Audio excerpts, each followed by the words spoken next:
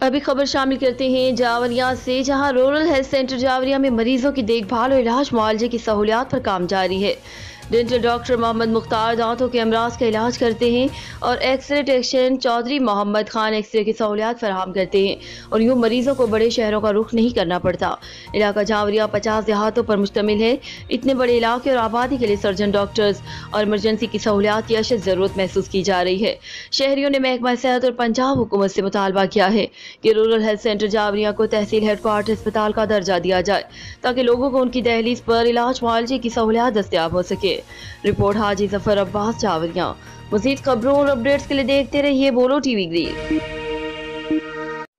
ताज़ा मोबाइल, ताज़ा money transfer और स्मॉल वर्ल्ड ला रहे हैं इस बार भी यूनान की सबसे बड़ी और शानदार ऑफर।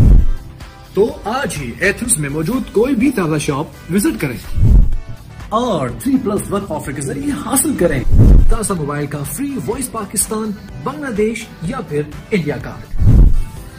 और यही नहीं बल्कि स्पेशल रमजान ऑफर में मज़ीद कुरान दासी हासिल करें, फ्री रिटर्न एयर टिकट और बेशुमार सैमसंग स्मार्ट टीवी जीतने का मौका। ताज़ा मोबाइल, नेटवर्क ऑफ लाइफ।